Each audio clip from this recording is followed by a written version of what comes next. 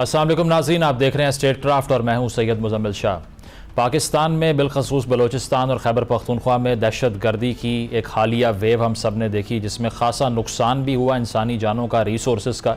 इसके बाद हुकूमत की तरफ से अपेक्स कमेटी में ऑपरेशन अज़्म इस्तेहकाम के आगाज़ का फ़ैसला किया जाता है और अनफॉर्चुनेटली जिस तरह से बहुत से बड़े सियासी इशूज़ हों या इंतज़ामी इशूज़ हों उस पर कंसेंसस का मसला आता है। यहाँ भी यही दिखाई दे रहा है। उसकी वजह है कि JUI फ़े की तरफ से मौलाना फजलुर रहमान साहब ने यह बात की कि ये अदम इस्तेहकाम की तरफ लेकर जाएगा। इसके साथ साथ असद कैसर साहब ने यह बात की कि किसी सूरत इस ऑपरेशन की इजाज़त दी नहीं जा सकती और अफ़गान हुकूमत से हम बात कर सकते हैं, JUI फ़े बात कर सकती है, लेकिन हमें एतमाद में लिए बगैर ये नहीं हो सकता। ANP की तरफ से मुखालिफत सामने आई, लेकिन हुकूमत का इस पर मौक़िफ़ ये है कि अपेक्स कमेटी में खैबर पख्तूनख्वा की नुमाइंदगी वज़ारत आला की है, तो वहाँ पर आप इसको एक्सेप्ट करके मीडिया में क्यों अपोज कर रहे हैं। इसी हवाले से बहुत से हुकूमती रहनुमाओं ने यह भी कहा कि सॉफ्ट कॉर्नर है तहरीक इंसाफ का तालिबान के लिए, इसीलिए वो इसको अपोज कर रहे हैं। लेकिन अब इन तमाम मौज़ूआत के ऊपर डेवलपमेंट ये है कि हुकूमत ने एक इन कैमरा इजलास बुलाने का ऐलान किया है और इस इजलास का इंतज़ार है पीपल्स पार्टी को भी, और तहरीक इंसाफ भी ये बात कर चुकी है। गंडापुर साहब ने बानी PTI से मुलाकात करके ये बात की कि अब ISPR को डिटेल प्रोवाइड करना पड़ेगी और जब वो डिटेल देंगे उसके बाद हम फैसला करेंगे इस पर क्या होना चाहिए। तो देखना ये कि क्या हुकूमत इस अहम मसले के ऊपर जो दहशत गर्दी का मसला है कंसेंसस पैदा करने में कामयाब होती है या नहीं, और अगर हुकूमत कन्विंस करना चाहती है तहरीक इंसाफ को और पीपल्स पार्टी को तो उनका रिस्पॉन्स क्या होगा। इसी हवाले से गुफ्तगू का आगाज़ करते हैं। शौकत यूसुफजई साहब मौजूद हैं, तहरीक इंसाफ के रहनुमा, निहाल हाशमी साहब हमारे साथ मौजूद हैं, नून लीग के रहनुमा, और अखौनज़ादा चट्टान साहब पीपल्स पार्टी के रहनुमा हमें ज्वाइन कर रहे हैं। शौकत साहब, आपसे आगाज़ करना चाहूँगा। ऑपरेशन अज़्म इस्तेहकाम का एक आर्ग्यूमेंट चल रहा है और हुकूमत के बहुत से लोग आपको ये एक्यूज़ कर रहे हैं कि चूँकि आप प्रो तालिबान हैं इसीलिए ऑपरेशन की आप मुखालिफत भी कर रहे हैं। स्टांस क्या है आपका कि इस पर रिजर्वेशन क्या है पाकिस्तान तहरीक इंसाफ की? अगर टेररिज्म में इजाफा हो रहा है उसको कर्टेल फिर अगर बात करके करना होता तो पहले ही हो जाता।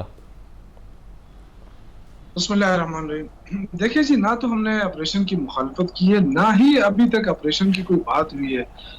डॉक्टर साहब ने बड़ा क्लियर कर दिया है, आज प्रेस कॉन्फ्रेंस की उन्होंने, कि जी कल जो एपेक्स कमेटी की मीटिंग हुई थी उसमें सिर्फ अज़्म पाकिस्तान लफ्ज वहां लिखा था, ना उससे पहले कोई ऑपरेशन का लफ्ज था, ना बाद में कोई ऑपरेशन का लफ्ज था। और दूसरा ये कि ये बताया गया कि मुल्क में अमन अमान की जरूरत है और मुल्क में दहशतगर्दी के खिलाफ जो है दहशतगर्दी का खात्मा चाहिए। तो उस पर सबने इत्तेफाक किया, लेकिन ये बात कहीं पे डिस्कस नहीं हुई कि इस पे ऑपरेशन किया जाएगा या ऑपरेशन के जरिए होगा, ये ऑपरेशन कैसे होगा और कहाँ होगा। तो ये इस तरह की कोई बात हुई नहीं है। तो यहाँ मेरे ख्याल से इस बात को लेके कि जी PTI इसकी मुखालफत कर रही है। देखें, हम अब आज भी कहते हैं कि इस मुल्क में अमन की जरूरत है। अगर हमने मुल्क को तरक्की पे ले जाना है तो बिल्कुल तहरीक इंसाफ जो है, जिस तरह तहरीक इंसाफ 2013 में जब हुकूमत में आई तो आपने देखा खैबर पख्तूनख्वा में उस रोजाना धमाके होते थे, और उसके बाद आपने देखा कि वहां पे अमन कायम हुआ। फिर जब इमरान खान की हुकूमत आई पूरे मुल्क में तो दहशतगर्दी में बड़ी हद तक कमी आई थी। तो वो जो पॉलिसी थी उसमें कौन सी पॉलिसी ऐसी थी जो कामयाब रही, उसको फॉलो करना चाहिए। दूसरा, अगर आपने ऑपरेशन करना भी है तो आप खुलकर आए, बताएं कि जी हमने कहाँ ऑपरेशन करना है, क्या प्लान है हमारा, क्या तरीकाकार होगा, उसके बाद हम फिर जवाब देंगे। हम तो मुखालिफत नहीं कर रहे कि हम दहशतगर्दी का खात्मा आप करेंगे और हम कहेंगे ना करें, क्योंकि जब तक दहशतगर्दी खत्म नहीं होगी इस बात नहीं बनेगी। लेकिन ये जरूर देखना है कि जो पहले ऑपरेशन हुए हैं उसमें चाहे मलकन डिवीजन है, चाहे पुराना फाटा है, वहां लोग बहुत ज्यादा मुतासर हुए हैं। लोगों ने घर बार छोड़ा था, लोग नकल मकानी कर चुके थे। जब ऑपरेशन खत्म हुआ और बड़ा पैसा कि जी उनको दिया जाएगा बहाली के ऊपर, आज तक वो लोग बहाल नहीं हो सके हैं, वो आज भी रो रहे हैं बेचारे। तो उनको कौन बहाल करेगा? तो ये सारी चीजें अगर देखें, खैबर पख्तूनख्वा ऑलरेडी एक मुश्किल में है। वफाक कहता है जी हमारे पास पैसा नहीं है, जो सूबे का पैसा है वो दिया नहीं जा रहा है, तनख्वाहें पूरी नहीं हो रही हैं। उधर से आप कह रहे हैं जी ऑपरेशन करेंगे, तो ऑपरेशन बिल्कुल करें, लेकिन आप बताएं तो हमें एतमाद में ले। शौकत साहब, वो तहफ़्फ़ुज़ात में ये भी है ना, कहीं ये मसला तो नहीं है तहरीक इंसाफ का कि वो रीसेटलमेंट चाह रहे थे तालिबान फाइटर्स की, इससे वो हो नहीं पाएगी, ये इशू तो नहीं है? देखिए मेरी बात सुने, जब इमरान खान की हुकूमत थी तो उस वक्त ये एकदम दहशतगर्दी खत्म हुई। जब उनको हटाया गया और पूरी कुव्वत लगाई गई कि पीटीआई को खत्म किया जाए, तो दहशतगर्दी ने सर उठाया। तो ये तो देखे ना, आप फोकस करें दहशतगर्दी के खात्मे के लिए, पूरी कौम आपके साथ खड़ी होगी। पीटीआई क्यों मुखालिफत? मैं तो देखे, हम तो बड़ी जेन्युइन बात कर रहे हैं कि देखे अल्टीमेटली जो लोगों के जो मुश्किलात है उसका सामना कौन करेगी? सूबाई हुकूमत करेगी या पीटीआई की गवर्नमेंट है वो करेगी।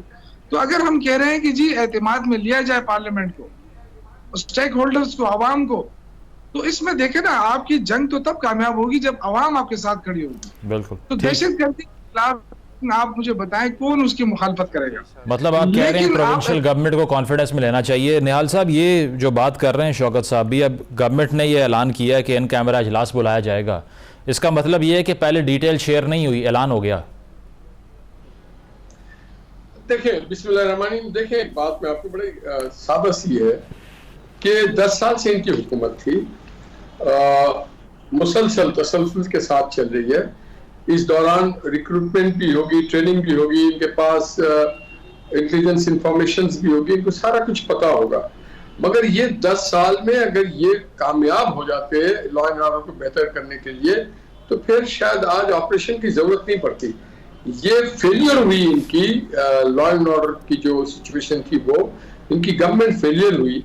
और वहां पे आप देख रहे हैं कि आए रोज धमाके हो रहे हैं, लॉ एनफोर्समेंट एजेंसीज के कॉन्वॉयज पे हमला हो रहा है, बारूदी सुरंग बिछाई जा रही है, एम्बुश किया जा रहा है। तो बुनियादी तौर पे तो लॉ एंड ऑर्डर 18वीं तरमीम के बाद इन्हीं की जिम्मेदारी प्रोविंशियल गवर्नमेंट की। अगर प्रोविंशियल गवर्नमेंट नहीं कर पा रही तो क्या फेडरल गवर्नमेंट भी हाथ पे हाथ धर के बैठी रहे? ऐसा तो हो नहीं सकता।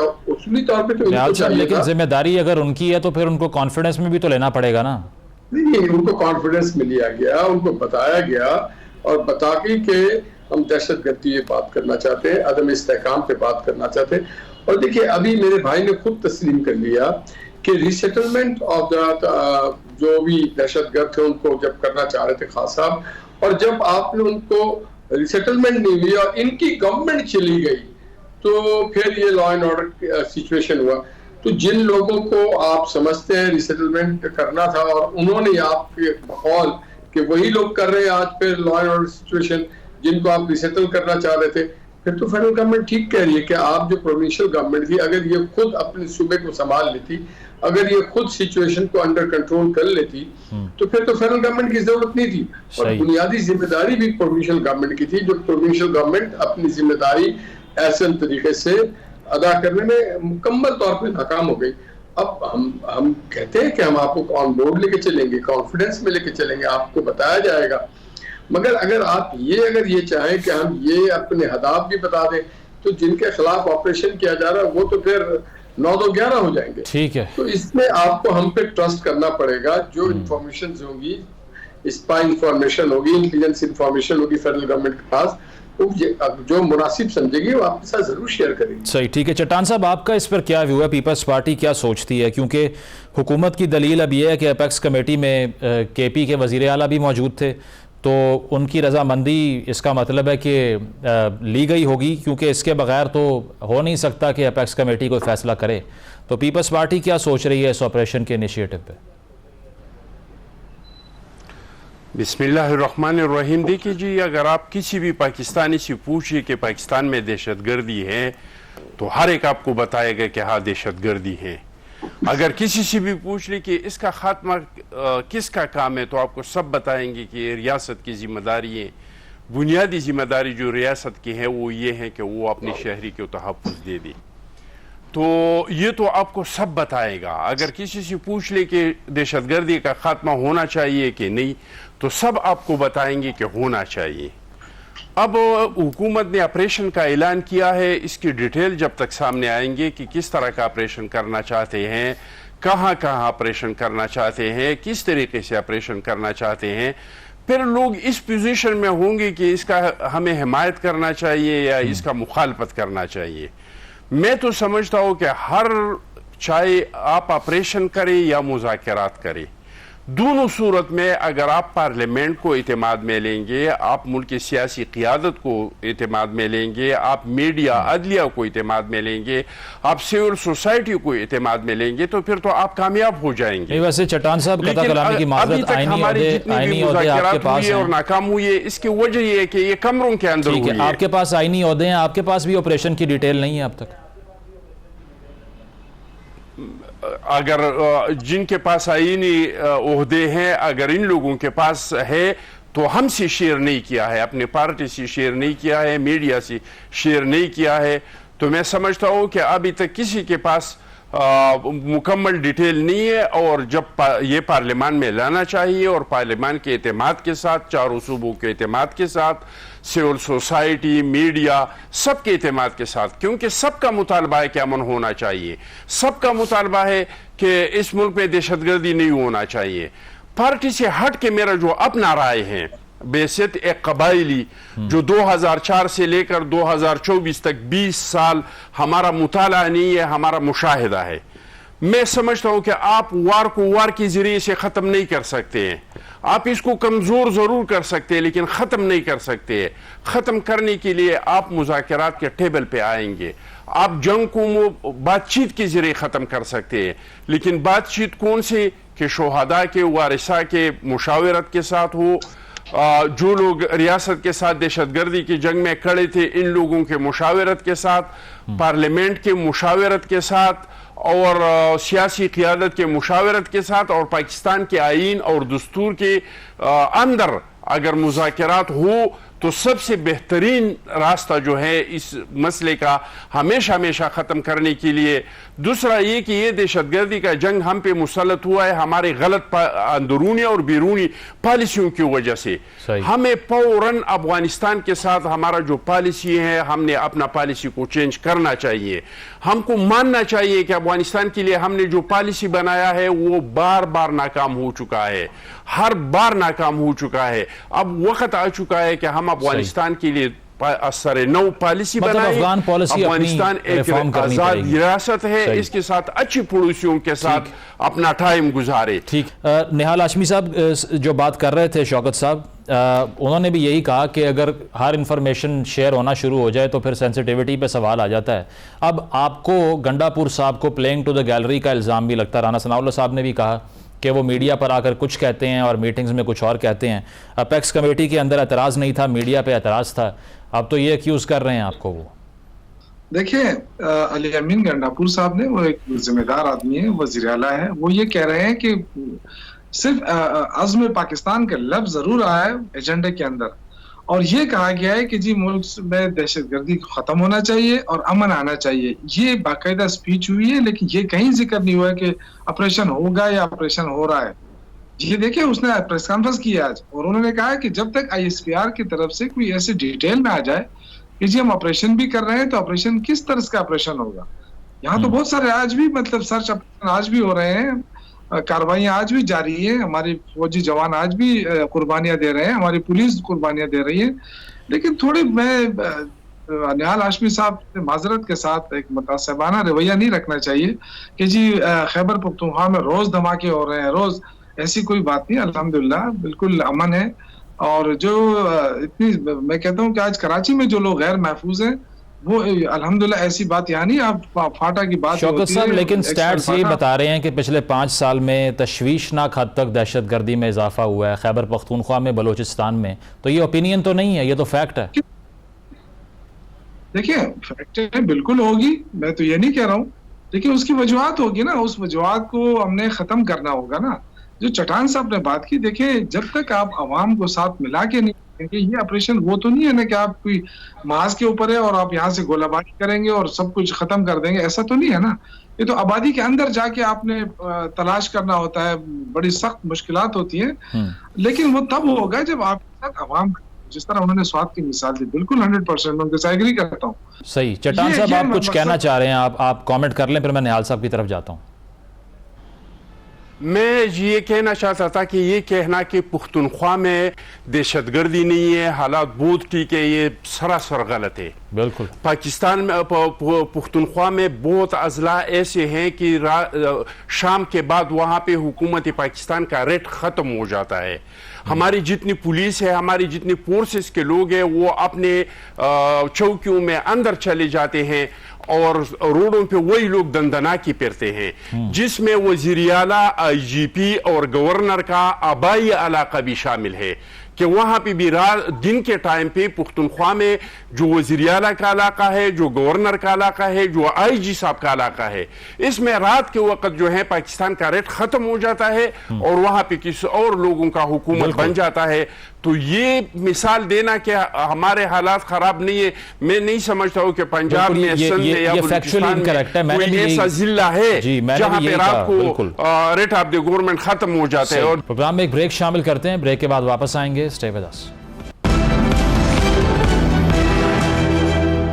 वेलकम बैक नाज़रीन, हमारी गुफ्तगू जारी है। असद कैसर साहब ने अब ये कहा कि अफ़गान हुकूमत से हम और मौलाना फजलुर रहमान साहब मिल के बात कर सकते हैं, मुज़ाकरात हो सकते हैं, लेकिन ऑपरेशन की इजाज़त नहीं दे सकते, ये कोट अनकोट वो कह रहे हैं।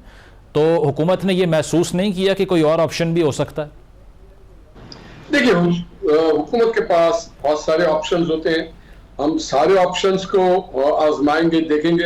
हमारा जो बुनियादी मसला है, वो बुनियादी मसला यह है कि रियासत पाकिस्तान को अमन देने के लिए हुकूमत पाकिस्तान तो तमाम ऑप्शंस को अडॉप्ट करेगी। वो खा गुफ्तगू की बात हो, वो खा ऑपरेशन करने की बात हो, वो सरहद के अंदर अगर कोई अच्छी गुफ्तगू हो या सरहद के बाहर से हो, जो भी हमारे खित्ते में अमन लाने के लिए जो भी अपने खिदमात पेश करेंगे, हम उसे अप्रिशिएट करेंगे। मगर अगर जहाँ पे हम ये देखेंगे कि नहीं, अब यहाँ पे बातचीत मसले का हल नहीं है, क्योंकि बसा औकात आपने देखा होगा कि हम बातचीत तो करना चाहते हैं। कौन हुकूमत नहीं चाहती कि बातचीत ना हो? कौन हुकूमत चाहती है कि उसके दौर में लॉ एंड ऑर्डर की सिचुएशन खराब रहे? तो हम चाहते हैं। और फिर कौन हुकूमत चाहती है कि लोगों की, जब लॉ एंड ऑर्डर खराब होगा तो लोगों के रोजगार पे, उनके माशी मसाइल पैदा होते हैं। लेकिन वर्स्ट केस सिनेरियो में निहाल साहब, अगर कंसेंसस नहीं होता, PTI एहतजाज करती है, ANP ने मुखालिफत की, JUIF एहतजाज करती है, वो तो बड़ा दर्द सर बन जाएगा आपके लिए। फिर देखिए, गवर्नमेंट के पास बहुत सारे ऑप्शंस हैं, गवर्नमेंट उसको इस्तेमाल करेगी। और रेस्ट एश्योर्ड, हम ये आपको एश्योर कर सकते हैं कि हम पीछे नहीं हटेंगे। ठीक है शौकत साहब, वो ज़रा चट्टान साहब की बात को रिस्पॉन्ड कर दें। वो कह रहे हैं बहुत से तो डिस्ट्रिक्ट्स ही आपकी रिट के नीचे नहीं आते खैबर पख्तूनख्वा में, आप कह रहे हैं हालात ठीक है वहाँ पे? नहीं, मैंने ये नहीं कहा कि 100% हालात ठीक है, मैंने ये नहीं कहा है। लेकिन इतने खराब है कहते हैं आप? गर्दी है, दहशतगर्दी है, वो पूरे मुल्क का मसला है। देखिए ना, कहीं पे कच्चे पक्के के डाकू हैं। आप देखिए, कोई बंदा जो है वो पहले तो बहुत आसानी से लोग रातों को जाते थे, कराची सफर करते थे। अब हमारे लोग खौफजदा है, वहां रास्ते से उनको उठा लिया जाता है। तो ये देखिए, इंटरेस्ट तो ये सब कुछ है। आप कराची में जाएं, कितनी ज्यादा स्ट्रीट क्राइम है। तो सिचुएशन बिल्कुल, मैं ये नहीं कह रहा कि, लेकिन आप सिर्फ अगर ये कहें कि जी बस खैबर पख्तूनख्वा में हालात खराब, बाकी बिल्कुल ठीक है। शौकत साहब, एक और चीज पे आपका मौक़िफ़ चाह रहा हूँ। ये शहरियार अफरीदी साहब वाला केस हो, मरवत साहब वाला केस हो, अब लोग बात कर रहे हैं कि 2 ग्रुप वाजे हो चुके हैं आपकी पार्टी में। हमारी पार्टी में देखिए, ये ग्रुपिंग हर पार्टी के अंदर होती है, उससे कोई नुकसान फायदा कोई भी नहीं है। अपने तौर पे लोग हो सकते हैं, बाकी देखें लीडरशिप इमरान खान की है, यहाँ CM अली अमीन गंडापुर है, तो इससे कोई फर्क नहीं पड़ता है। असल चीज ये है कि अगर, जैसे मैंने कहा कि अगर अली अमीन गंडापुर वज़ीर आला है, उनको एतमाद में लिया जाए तो वो पार्टी को एतमाद में ले लेंगे, उससे कोई इशू तो नहीं है वो। लेकिन अगर ये कहें कि नहीं हम तो जबरदस्ती करना चाहते हैं, हम तो किसी को एतमाद में नहीं करना चाहते, और ये अब बड़े मुहिब वतन बन गए और हम गद्दार हो गए कि हमारे साथ शेयर नहीं होता है जी, तो फिर तो हम हमलात ऐसे नहीं चलेंगे ना सर। ये तो हम एक ही मुल्क के लोग हैं, एक ही मुल्क के लिए काम करते हैं, अल्हम्दुलिल्लाह हमारा मरना जीना भी यहीं पे है। तो क्यों मतलब इतने बदएतमादी, इतना मतलब इस तरह की बातें करना नेशनल के ऊपर, और एक उसको मुतनाज़ा बनाना। मेरे ख्याल से ये कंसेंसस पे होगा तो उसका रिजल्ट जरूर आएगा। चट्टान साहब, ये बताइएगा, अब चूंकि इन कैमरा इजलास बुलाए जाने की बात हो रही है, तो पीपल्स पार्टी क्या समझती है कि 2 तरीका कार है ना। एक जो मैं बात कर रहा हूँ, असद कैसर साहब कह रहे हैं कि हम अफ़गान गवर्नमेंट से बात कर सकते हैं, दीगर स्टेक होल्डर्स को मिला सकते हैं, लेकिन इजाज़त ऑपरेशन की हम नहीं दे सकते। ANP भी यही कह रही है, JUIF ये कह रही है कि इससे अदम इस्तेहकाम पैदा होगा। अब इस सिचुएशन में आप किसके साथ खड़े होंगे, हुकूमत के साथ या इन जमातों के साथ? देखिए जी, हम तो मुल्क के साथ खड़े हैं, हम तो मुल्क अवाम के साथ खड़े हैं, हम तो मुल्क के फोर्सेस के साथ खड़े हैं, हम तो मुल्क के शोहदा के साथ खड़े हैं, हम तो शोहदा के वारिसा है। हम तो वही कुछ करेंगे जो इस मुल्क के मफादात में होगा। हम तो न हुकूमत के साथ खड़े हैं ना पोजीशन के साथ खड़े हैं। तो इस केस में और क्या ये मफाद फैसला में? हम तब कर सकते हैं, ये फैसला हम तब कर सकते हैं जो पूरा नक्शा हमारे सामने आएगा कि ये लोग कैसे ऑपरेशन करना चाहते हैं। पहले जिस तरह की हुआ था कि लोगों को आईडीपीस कर दिया, मैं तो समझता हूँ कि वो दौर तो ऐसे था कि इन लोगों के वहाँ पे सेंटर्स थे, उन लोगों ने अपने अदालतें बनाए थे। अभी तो इन लोगों का कोई सेंटर नहीं है, वो अफगानिस्तान से ऑपरेट करते हैं, यहाँ पे इनके सिर्फ सहूलतकार है। कोई ऐसा जगह नहीं है जिसमें लोग कह सके कि यहाँ पे दहशतगर्दों का सेंटर है, ट्रेनिंग दिया जाता है या लोगों को भर्ती किया जाता है। ये तो अफगानिस्तान से तश्कीलें आते हैं और यहाँ के जो इनके जो सहूलतकार है वो उनको सहूलत देते हैं और वो अफगानिस्तान से यहाँ आके कार्रवाइयाँ करते हैं। तो ऑपरेशन की नोयत का पता तो चली, लेकिन मैं समझता हूँ कि अगर मुज़ाकरात कर सकते हैं PTI और जमात उलमा इस्लाम, अच्छी बात है। अगर मुज़ाकरात के जरिए हल हो जाता है, और हमने बता दिया कि हमारी बीबी ने इस दहशतगर्दी के खात्मे के लिए एक पॉलिसी बनाया था, 3D का पॉलिसी। अच्छा। इसमें जो सबसे पहला डी था वो डायलॉग, कि हम डायलॉग करेंगे, अगर कोई डायलॉग नहीं मानते हैं फिर इसके हम जबरदस्ती करेंगे, और जिससे हम रेट ऑफ द गवर्नमेंट जहां पे कायम होगा वहां पे डेवलपमेंट करेंगे। तो मैं समझता हूं कि सबसे पहला चॉइस जो है वो तो अगर मुज़ाकरात के जरिए से हो सकता है और ये मसला हल हो सकता है तो ये तो इसका बेहतरीन हल है। अगर नहीं हो सकता है तो फिर ताकत का इस्तेमाल कैसे होगा, किस तरह होगा, किन लोगों पे होगा, तो वो नक्शा सामने आना चाहिए। तो फिर बंदा इस पोजीशन में होगा कि इसके हिमायत किया जा सकता है या नहीं। सही, मतलब आप ऑपरेशन का जो खाका है पहले वो देखकर फिर डिसाइड करेंगे। निहाल साहब, ये ऑपरेशन पर तो हमने काफ़ी डिस्कशन कर ली। एक और अहम इशू जिस पर नून लीग काफ़ी तनकीद का निशाना बन रही है वो आपके ही फॉर्मर मेंबर मोहम्मद ज़ुबैर साहब का बयान है।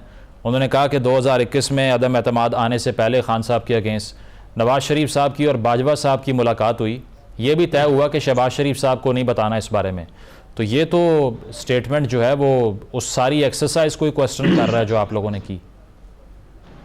देखिए मुस्लिम, इसको 3 लोग इसके बारे में बता सकते हैं, मगर मैं एक बात आपको बता दूं कि कोई भी बयान देने से पहले शवाहिद बहुत जरूरी है। हम यहाँ पे वकील बैठे हुए 2 लोग, तो कम से कम शवाहिद के बगैर बात नहीं करना चाहिए आज के दौर में। मैं 100% इसको डिनाई करता हूँ कि कोई मीटिंग नहीं हुई है बाजवा साहब के और मोहम्मद नवाज शरीफ साहब के दरमियान और बाजवा साहब के और मरियम साहबा के दरमियान, नॉट एट ऑल। तो कई वक्त में डिस्ट्रॉट होके स्टेटमेंट और बयान आता है, कई वक्त में कुछ ज्यादा बोल दिया जाता है। मैं इसको कैटेगरिकली डिनाई करता हूँ, नहीं ऐसी कोई बात नहीं ना हुई है और इसमें ना कोई ऐसी शवाहिद है। मैं चैलेंज से ये बात करता हूँ, ये बात गलत है। ठीक है, मतलब आपका मौक़िफ़ ये है कि ऐसी कोई मुलाकात नहीं हुई। वक्त ख़त्म हो गया। बहुत बहुत शुक्रिया। शौकत यूसुफजई साहब, निहाल हाशमी साहब, अख्वानज़ादा चट्टान साहब हमारे साथ मौजूद थे। ऑपरेशन के हवाले से तहरीक इंसाफ का, पीपल्स पार्टी का मौक़िफ़ यही रहा कि जब तक उसकी डिटेल्स हमसे शेयर नहीं की जाएंगी हम इस पर कोई वाज़ेह पोजीशन लेने से इज्तनाब कर रहे हैं। अब इन कैमरा इजलास में हुकूमत किस हद तक इन डिटेल्स को डिस्क्लोज़ करती है ये तो वक्त बताएगा। एक ब्रेक शामिल करते हैं, ब्रेक के बाद वापस आएंगे। Stay with us.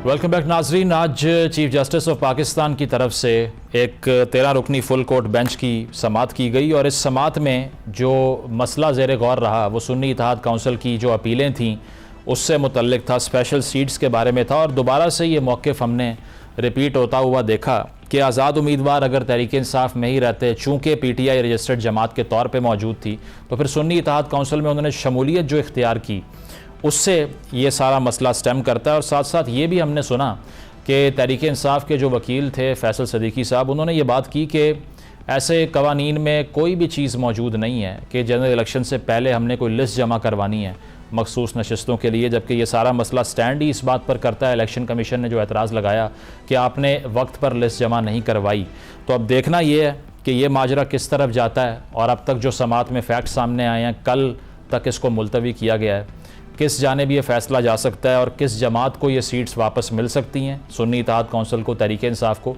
या हुकूमत के पास ही ये नशस्तें रहेंगी। इस पर अहमद बिलाल महबूब साहब हमें ज्वाइन कर रहे हैं, पिलडाट के सब्र हैं। बहुत शुक्रिया अहमद साहब आपके वक्त का। बताइएगा, आज जो समात हुई है जिसमें हमने देखा 13 रुकनी फुल कोर्ट ने समात की सुन्नी इत्तेहाद कौंसिल की अपीलों पर, चीफ जस्टिस साहब के जो रिमार्क्स थे वो खासे क्रूशल थे। उन्होंने कहा कि आज़ाद उम्मीदवार अगर PTI में ही रहते, SIC में ना जाते, तो आज ये सारा मसला होता ही ना। क्या लग रहा है आपको, किस तरफ जा रहा है ये माजरा? बहुत शुक्रिया। देखिए, ये कमेंट्स तो और ये रिमार्क्स तो बहुत प्रोफाउंड हैं, बहुत अहम हैं, और इसमें बारे में कई दूसरे जजेस के जो रिमार्क्स हैं वो भी इक्वली प्रोफाउंड हैं। तो ओपिनियन तो डिवाइडेड लग रही है, लेकिन मैं समझता हूं कि मैं इस बात से पूरी तरह से मुत्तफिक हूं कि PTI ने गलती की है कि अपने इलेक्टेड लोगों को, जो इंडिपेंडेंट इलेक्ट हुए थे, उनको बजाय इसके कि वो PTI की पार्लिमानी पार्टी तश्कील देते, उनको किसी दूसरी पार्टी में पहले ज्वाइन कराने की कोशिश की, फिर दूसरी में ज्वाइन कराने की कोशिश की, तो उनका केस कहीं मजबूत होता आज अगर वो PTI के नाम से ही अपनी पार्लिमानी पार्टी तश्कील करते। और मेरा ख्याल में जिन कानूनी माहिरीन ने उनको इसकी राय नहीं दी, उन्होंने, मैं समझता हूँ, बड़ी ज्यादती की है PTI के साथ, और उनका मशवरा अनसाउंड था, सही नहीं था। अच्छा अहमद साहब, इसके अलावा ये जो पहले एक आर्ग्यूमेंट हम सुनते रहे हैं कि आखिरी तारीख 24 जनवरी थी मखसूस नशस्तों की लिस्ट जमा करवाने के लिए, अब यहाँ फैसल सदीकी साहब जो तहरीक इंसाफ के वकील हैं, उन्होंने तो ये आर्ग्यू कर दिया कि कानून में कहीं ये मौजूद ही नहीं है कि आपने जनरल इलेक्शन से पहले ही ये लिस्ट जमा करवानी है। तो ये मुत्तफिक हैं इससे आप? नहीं, मैं इससे मुत्तफिक नहीं हूँ। कानून में भी और रूल्स में भी, दोनों में ये बात लिखी हुई है कि ये इलेक्शन से पहले, और उसका एक बाकायदा कट ऑफ डेट है जिस तक ये आपको प्रायोरिटी लिस्ट और उम्मीदवारों को अपने नॉमिनेशन फॉर्म जमा कराने होते हैं। लेकिन अगर ये PTI के लोगों ने तो जमा कराए थे, जो इलेक्शन कमीशन ने कबूल नहीं किए, इसलिए कि उनकी पार्टी क्वालिफाइड नहीं थी। लेकिन आज ये मुकदमा अगर PTI के पार्लिमानी पार्टी के तरफ से होता, तो फिर वो कह सकते थे कि हमने तो जमा कराई थी, इलेक्शन कमीशन ने कबूल नहीं की। लेकिन ये बात बदकिस्मती से सुन्नी इत्तेहाद कौंसिल नहीं कह सकती। और इसके अलावा अहमद साहब एक और इशू भी है, उसकी वजह यह है कि चूंकि ये जो नशिस्तें क्लेम कर रही है सुन्नी इत्तेहाद कौंसिल, इसमें माइनॉरिटी सीट्स भी आती हैं। अब आज ये भी इंकशाफ हुआ कि जो सुन्नी इत्तेहाद कौंसिल का अपना कॉन्स्टिट्यूशन है, उसके मुताबिक गैर मुस्लिम इस जमात का मेंबर बन ही नहीं सकता। तो इसके इम्प्लीकेशन क्या होंगे, क्योंकि ये तो फिर गैर आइनी हुआ, और अगर ये क्लेम कर रहे हैं अक़लियतों की सीटें, तो वो कैसे मिलेंगी अगर अपना कॉन्स्टिट्यूशन ही कॉन्ट्रडिक्ट कर रहा है उसको? मेरा जहाँ तक ख्याल है, किसी पार्टी की तरफ से लेजिस्लेटर मुंतखब होने के लिए उस पार्टी का रुकन होना तो कोई ऐसी ज़रूरी बात नहीं है। जमीयत उलमा इस्लाम की तरफ से माइनॉरिटी कम्युनिटी के लोग मुंतखब होते रहे हैं। हालांकि जमीयत उलमा इस्लाम में भी मुसलमान होने की शर्त है रुकन होने के लिए, तो उसकी नुमाइंदगी करने के लिए किसी लेजिस्लेटर को आपने अपने कोटे में मुंतखब करवाना है, तो ये मतलब देखने की बात है बारीक निगाह से। लेकिन कई ऐसी पार्टियों की तरफ से लोग मुंतखब हुए हैं जिनके अंदर सिर्फ मुसलमान ही मेंबर हो सकते हैं। नहीं तो फिर आइन में इसका लिखा होना, उसकी क्या वक़्त है? फिर आइन में लिखा हुआ है कि उसके मेंबर नहीं हो सकते। अब देखिए, ये मेंबरशिप भी बाज़ पार्टियां अपनी बहुत डिफाइन करती हैं और उसके कई स्टेजेस डिफाइन करती हैं। जमात इस्लामी में जो रुकन है वो अलग है और मेंबर अलग है और मुत्तफिक अलग है, तो इस हमदर्द अलग है।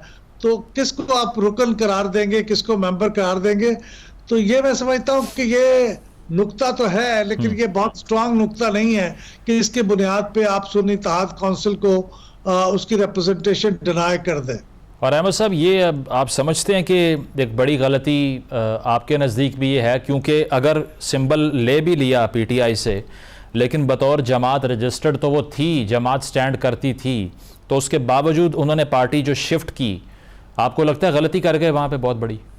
बहुत सीरियस गलती की। और हम उस वक्त भी ये कह रहे थे और हमने इनके वकलाए कराम को भी मशवरा दिया था कि आप पीटीआई की पार्लिमानी पार्टी बनाएं और फिर कंटेस्ट करें। क्या उस वक्त तो सिंबल की कोई अहमियत नहीं थी, अगरचे रूल्स में लिखा हुआ है, लेकिन दर हकीकत सिंबल की कोई रियल फायदा नहीं है सिलेक्टेड रिजर्व सीट के मेंबर्स के लिए। तो इसलिए वो बहुत मजबूत ग्राउंड पे होते, अगर उस वक्त कंटेस्ट करते तो बड़ी सीरियस गलती हुई है। लेकिन बहरहाल ये भी कहा जा सकता है कि अगर ये गलती ना भी होती और अगर ये तय हो चुका होता कि इनको डिनाई करना है तो कोई और बहाना ढूंढ लिया जाता, क्योंकि हम देख रहे हैं तसलसल के साथ कोई ना कोई बहाने आ जाते हैं जिसकी बुनियाद पे एक पार्टी को कभी दूसरी पार्टी को नुकसान पहुंचाया जाता है। माजी में भी होता रहा है। तो ये हीला साजी करते हैं, लेकिन असल में मकसद कुछ और होता है। तो अगर वो, मेरा ख्याल ये है कि अगर ये गलती तो उन्होंने की है, लेकिन ये गलती ना भी करते तो वो कोई और गलती की बुनियाद पे इनको सीटें डिनाई करते और इनको पावर में ना आने देते, कम से कम ये काम करते हो। तो इस गलती का एक इम्पैक्ट ये भी होगा ना, जो मंदोखेल साहब ने आज कहा कि जिस निशान पे जिस पार्टी से आपने इलेक्शन लड़ाई नहीं है, ये फिर असल पॉइंट ही ये बन जाता है कि उस पर मखसूस नशिस्तें कैसे दी जाएं आपको। नहीं, ये तो उनकी बात दुरुस्त नहीं है मेरे ख्याल में, इसलिए कि आज़ाद उम्मीदवार के तौर पे ये मुंतखब हुए हैं, वो किसी पार्टी के प्लेटफॉर्म से तो मुंतखब नहीं हुए। हाँ, इनफॉर्मली आप कहते रहे कि हम तो पीटीआई के लोग हैं, लेकिन हकीकतन कानूनी एतबार से तो वो आज़ाद हैं और वो किसी भी पार्टी में शामिल हो सकते हैं, उनका अपना फैसला है। तो उसकी बुनियाद पे तो उसको डिनाई नहीं किया जा सकता। तो अहमद साहब, अब ये बेशक ये टेक्निकल ये चीज़ें तो मौजूद हैं जो आपने कहा कि उन्होंने गलती की किसी और जमात में जाके, लेकिन आप चूँकि इलेक्शन रूल्स को फॉलो करते रहे हैं, इन सब चीज़ों को देखते रहे हैं, आपकी राय में कुछ लीनियंसी होनी चाहिए इस इशू के ऊपर, या फिर अगर कहीं पर भी वायलेशन दिखाई दे रही है कवानीन की तो फिर उनको ड्यू शेयर नहीं मिलना चाहिए उनका?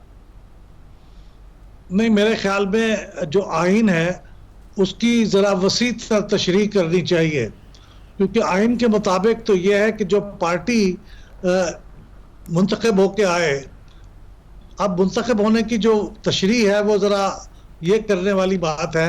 मेरे ख्याल में तो कोई पार्टी अगर मुंतखब हो के उसके मेंबर नहीं भी आए तो उसके बावजूद अगर वो पार्टी वजूद में आ गई है तो इंसाफ का तकाजा ये है कि उस पार्टी को अपनी हैसियत के मुताबिक वज़न के हिसाब से मखसूस नशिस्तें मिलनी चाहिए। और ये वही वाज़े तौर पे नहीं लिखा हुआ कि वो डिनाई हो जाएंगी। ये असल में सूरत हाल पैदा ही पहली बार हुई है, इसलिए इस पे इंटरप्रिटेशन की ज़रूरत है कि एक पार्टी ऐसी वजूद में आ जाए जो अपने वज़न के एतबार से सीटें क्लेम कर रही हो और वो पार्टी ने इलेक्शन न लड़ा हो। तो ये मेरे ख्याल में नेचुरल जस्टिस का तकाजा तो ये है कि अगर ऐसी पार्टी मौजूद है तो उसको टेक्निकल ग्राउंड्स पे नॉकआउट ना किया जाए, उसको नशिस्तें दी जाए। बिल्कुल। और एक और रिमार्क्स भी जो का एक और हिस्सा जो हमने आज देखा वो ये था कि इलेक्शन कमीशन जब कहता है कि आप तमाम आज़ाद उम्मीदवारान की हैसियत से अब इलेक्शन में हिस्सा लेंगे, तो उस वक्त ये लोग कोर्ट में जाके उसके खिलाफ अपील क्यों ना कर सके? अगर करते कुछ बेहतर होती सिचुएशन, आपको लगता है? अब हाइंडसाइट में मैं कह सकता हूं कि नहीं, कोई बेहतर ना होती, क्योंकि देखिए ये जब कोई कॉमन सिंबल पे कोई उम्मीदवार इलेक्शन नहीं लड़ रहे होते तो दूसरी ऑप्शन आज़ाद उम्मीदवार की होती है। आप किसी पार्टी के मेंबर हों या ना हो, लेकिन इलेक्शन आप कॉमन सिंबल पे नहीं लड़ रहे तो फिर आप आज़ाद ट्रीट होंगे, क्योंकि हर एक का अलग इलेक्शन सिंबल होगा। लेकिन ये सवाल बहुत अहम है और इंटरेस्टिंग भी कि अगर उस वक्त अदालत पे जाते तो क्या होता, लेकिन मेरे ख्याल में कोई बड़ा फर्क ना पड़ता, क्योंकि जो लोग किसी कॉमन सिंबल पे नहीं लड़ रहे होते वो आज़ाद ही होते हैं। तो इससे एक स्टेप आगे जाकर अगर उनको नहीं मिली ये सीट्स दीगर पार्टियों को दे देना, वो फैसला कैसा था हाइंडसाइट में इलेक्शन कमीशन का? देखिए, ये बड़ी गलती तो ये है कि इस पार्टी को नशिस्तें ना दी जाए, और अगर ये सही मान लिया जाए कि इस पार्टी को तो नशिस्तें नहीं मिल सकती, तो फिर उसका फिर नेचुरल जो फॉल आउट है वो यही है कि वो नशिस्तें खाली नहीं रह सकती।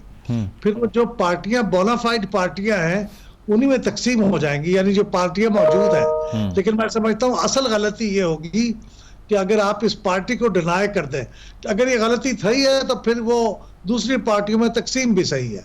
तो ये केस के सारे फैक्ट्स देख के आपको क्या लगता है कि हुकूमत को परेशान होना चाहिए कि अगर ये सीटें वापस जाती हैं 2/3 अक्सरियत तो गई फिर उनकी? जी कई हुकूमतों ने हुकूमत की है 2/3 अक्सरियत के बगैर, तो इस हुकूमत को भी 2/3 अक्सरियत नहीं मिलेगी तो क्या जुल्म हो जाएगा। ये तो हमारी जमहूरियत का तकाजा ही है कि आप दूसरे लोगों को अपने साथ मिला के एक अफाम तफहीम से 2/3 अक्सरियत के जरिए आइन में तब्दीली करें। पाकिस्तान पीपल्स पार्टी ने 18वीं तरमीम इतनी अहम तरमीम की थी, तो वो किस तरह से की थी? वो उनके पास तो मेजॉरिटी भी नहीं थी, लेकिन उन्होंने लोगों को साथ मिलाया। तो जमहूरियत में यही होता है कि आप अपनी ब्रूट मेजॉरिटी की बुनियाद पर फैसले नहीं करते, दूसरे लोगों से बात करके उनको कन्विंस करते। सही, ठीक है, बहुत बहुत शुक्रिया। अहमद बिलाल महबूब साहब हमारे साथ मौजूद थे। उनका कहना कि अगर हुकूमत को ये सीट्स लूज़ भी करना पड़े जो कि मखसूस नशस्तें थीं तहरीक इंसाफ या सुन्नी इत्तेहाद काउंसिल की, तो इसमें भी कोई ऐसी एतराज़ की बात नहीं होनी चाहिए। एक ब्रेक लेंगे, ब्रेक के बाद वापस आते हैं। Stay with us. नाज़रीन, प्रोग्राम में आपने मुलाहिज़ा किया, अपना फीडबैक ज़रूर दीजिएगा। इजाज़त दीजिए, अल्लाह हाफ़िज़।